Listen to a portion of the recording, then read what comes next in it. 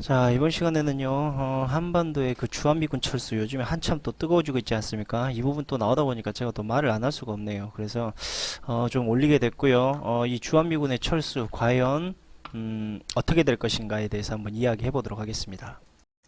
아니, 저는 이 뉴스 보고 약간 좀 의아했어요. 뭐냐면, 김정은이가, 미국 괌 포위 사격 엄포로 인해서, 이 계획에 대한 부분을 잠깐, 관망하겠다라는 이 말을 듣고 좀 이해가 안 갔는데요. 배넌의 뉴스를 보자마자 바로 이해를 했습니다. 왜 이런 상황이 생겼는지. 이 배넌에 대해서 이야기하기 전에요. 이 배넌이 어떤 사람인가에 대해서 좀 이야기를 할게요. 이 배넌은요, 바로 트럼프의 오른팔입니다. 그러니까 오른팔 역할을 지금까지 해왔고요. 그 다음에 최근에 쿠셔너하고의 어떤 좀 갈등이 좀 있긴 했었지만 트럼프에 대한 어떤 그런 충직은 여전히 간직을 하고 있던 사람이었습니다. 근데 이 사람이 원래 이 백악관 요직, 그러니까 수석 전략가로서의 자리가 원래 없었는데도 불구하고요, 트럼프가 그 자리를 억지로 만들어서 이 사람을 등용한 사례도 있습니다. 그런데 이 사람이 최근에 트럼프에 대해서 반대적인 입장을 표명하면서 튕겨져 나갔잖아요. 근데 그런 이유가 있습니다. 그 이유가 뭐냐면요. 바로 이 백인 우월주의 사상입니다. 바로 이 배넌이 늘 지금 이 꼬리표처럼 따라붙었던 게 뭐냐면요. 바로 백인 우월주의자, 그 다음에 파시스트, 그 다음에 여성 혐오주의자.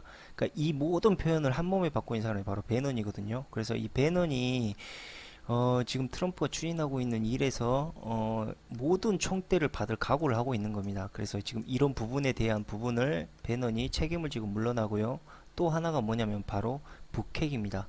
지금 이 괌에 대한 이런 압박으로 인해서 김정은이가 이 멈칫하고 있지 않습니까? 이렇게 되면 중국이 바라는 대로 흘러가게 돼요. 아까 말했지 않습니까? 무역 제재에 대한 부분에 더욱더 강한 강경책, 그러니까 북한이 계속적으로 풀리지 않는 흐름을 만들어 나가야지만 중국이 이걸 갖고 양쪽의 갈등을 전방에 말씀드렸다시피 갈등을 겪게 되는데, 북한이 여기에서 미사일에 대한 어떤 도발을 멈춰버리면요, 중국은 하나의 숙제가 자연스럽게 풀려버리게 되는 거거든요. 이 북핵 문제에 대한 숙제가.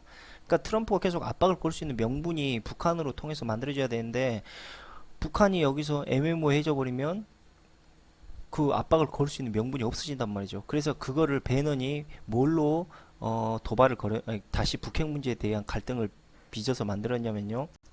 바로 주한미군 철수입니다. 그래서 이 주한미군 철수라는 부분이 이 배넌이 총대를 매겠다는 각오로 앞장서서 북핵 문제를 다시 갈등으로 만드는 일에 지금 참여하게 된 겁니다. 그리고 트럼프는 어쩔 수 없이 배넌을 비난할 수밖에 없는 입장이 되겠죠. 그렇게 해야지만 북핵 문제와 지금 한참 골머리 썩고 있는 이 백인 우월주의 사상에 대한 부분을 다른 사람한테 책임을 전가할 수가 있거든요. 그게 바로 배넌이 되는 거죠.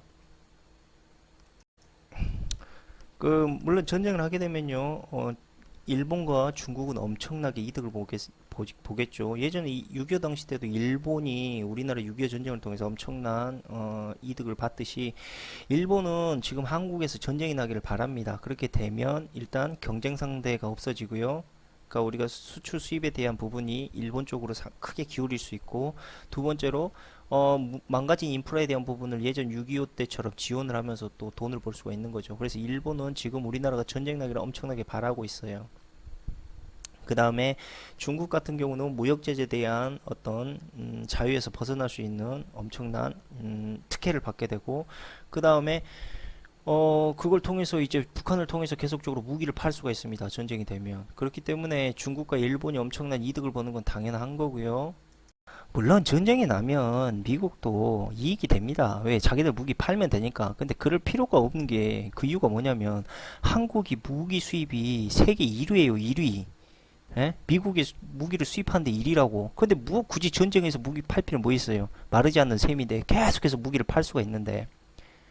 주한미군 철수에 대한 부분을 좀 더 말씀드리면은 주한미군이 일단은 철수하기에는 매우 어려울 것으로 보이고요. 그 다음에 한국의 이 지금 가지고 있는 무기 시스템 체계 자체가 미국의 레이더 시스템이 없으면 거의 사용이 불가할 정도의 무기들. 물론 최첨단은 맞아요. 하지만 미국이 그 무기의 정권을 주지는 않았다라는 거죠.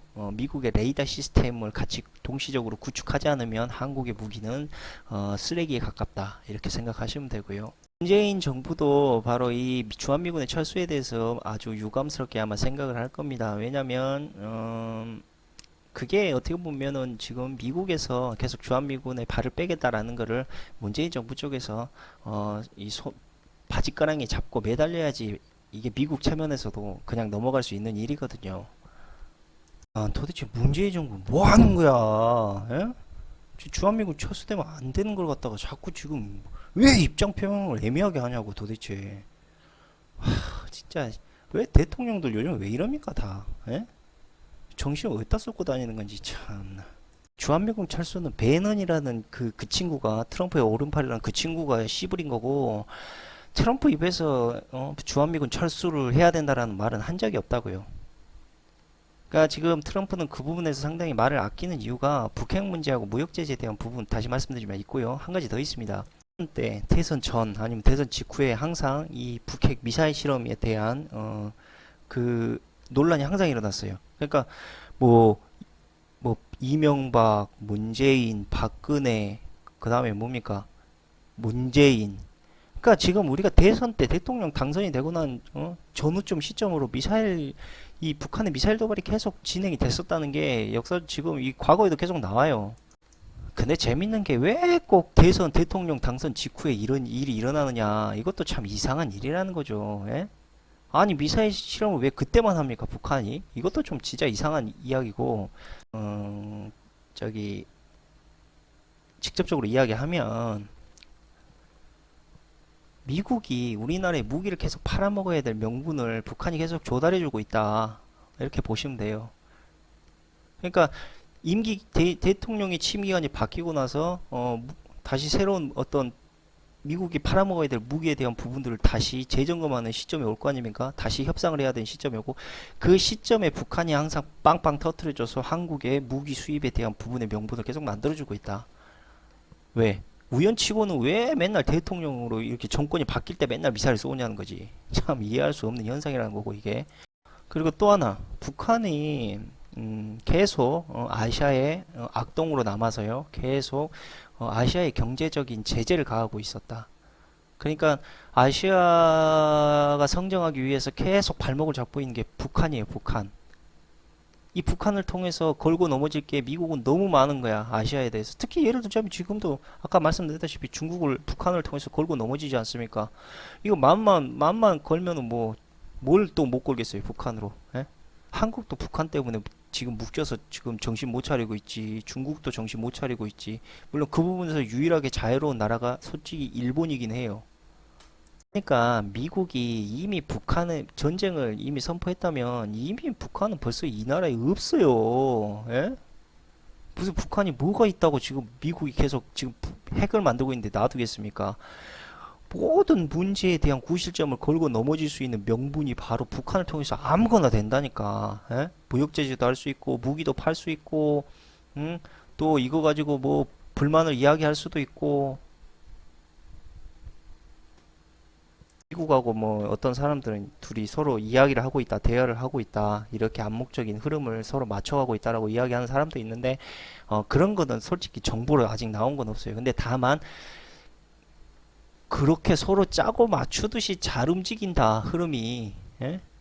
그러니까 이런 게, 그러면서 그렇게 움직이고 있는데, 미국은 핵을 만들고 있는, 그러니까 예전에 이라크 같은 경우는 대량 살상 무기가 있다라는 이유 하나만으로도 전쟁을 해서 이라크를 박살냈던 경력이 있는 미국인데 핵을 만들고 있는 미국, 핵으로 미국을 위협한다고 있는 이런 위험한 나라를 미국이 계속 지켜보고 이걸 협상을 하고 있다. 이 자체가 웃긴 거라고. 예?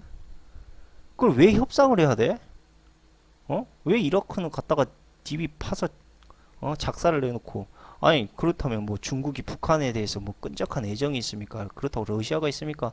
이미 예전에 사회주의 사상에 대한 부분 물론 흔적은 남아 있겠지만 그게 지금 예전 냉전 체제 시대처럼 서로 막 월권을 행사하고 내게 오르네, 니게 오르네, 뭐 경쟁하지도 않지 않습니까, 이제. 만약에 북한이 반미 성향을 띠고 있다, 미국이 의도적이지 않게 진짜 순수한 반미 성향을 띠고 있다 그러면요, 후세인이나 카다피처럼 정은이는 진지게 죽어야 돼요. 예? 그 사람들 뭐 반미 성향 띄워가지고 괜히 개기다 죽은 거 아닙니까?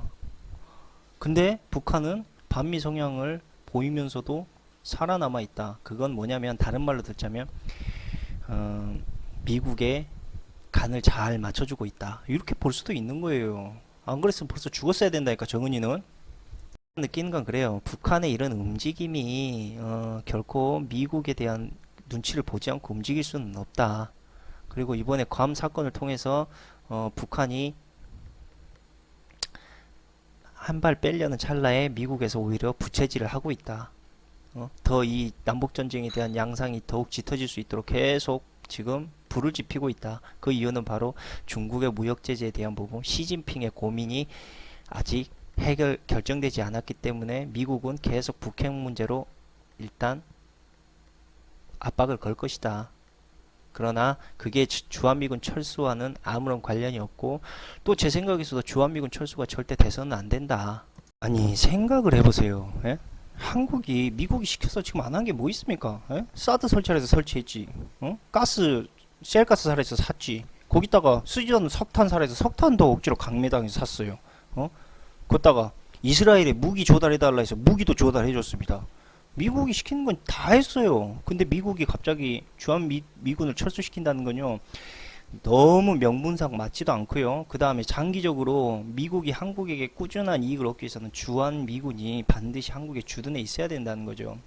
그렇기 때문에 주한미군의 철수는요, 배넌 위에 누구도 찬성하는 사람이 없을 거라는 겁니다. 그렇기 때문에 거의 실현 불가능한 일이라고 저는 생각을 하는 거죠. 그리고 남북전쟁은 미국의 개입 없이는 전쟁이 절대 되지 않는다라는 것도 일단은 아실 거라고 믿고요. 주한미군 철수는 절대 돼서도 안 되고요. 주한미군 철수가 되면 우리나라 무기가 100% 활용될 수도 없습니다. 그렇기 때문에 북한과 싸웠을 때 상당히 유리한 위치에 있다. 한국의 무기가 최신식이기 때문에라고 말한다고 한다면 더 위험한 발상이고요. 주한미군 철수는 절대 돼서는 안 된다라고 생각합니다. 물론 주한미군이 있음으로 인해서 우리나라에 쓸데없는 돈이 많이 나갑니다. 솔직히 말씀드리면. 그러니까 뭐 주한미군을 통해서 들어가는 어떤 이제 그 유류비만 해도 뭐 7천억 가까이, 연간 7천억 정도가 된다 그랬나? 어쨌든 뭐 우리나라에서 손해 보는 게 물론 많기는 하지만 우리나라에 주한미군이 있어야 될 명분이 그보다 훨씬 크다는 거죠. 그래서 주한미군 철수는 절대 돼서는 안 된다. 제 주장에는 그거고요. 그 다음에 또 하나는 될 수도 없다입니다. 그리고 그 의도 자체가 남북한의 전쟁을 일으키기 위한 의도가 전혀 아니다라는 걸 말씀드리는 거예요. 그러니까 만에 하나지만 만약에 주한미군이 철수를 한다 그러면 대한민국의 전쟁의 양상에 바람이 분다고 해도 과언이 아닙니다. 그렇기 때문에 주한미군의 철수가 바로 우리나라의 전쟁을 불러오느냐 불러오지 않느냐라는 어떤 양방의 흐름을 결정짓는 중요한 아마 키포인트가 되겠죠. 그러면 오늘 방송은 여기까지 하고요. 다음에 또 좋은 소식이 있으면 조만간 또 방송을 해서 알려드리도록 하겠습니다. 감사합니다.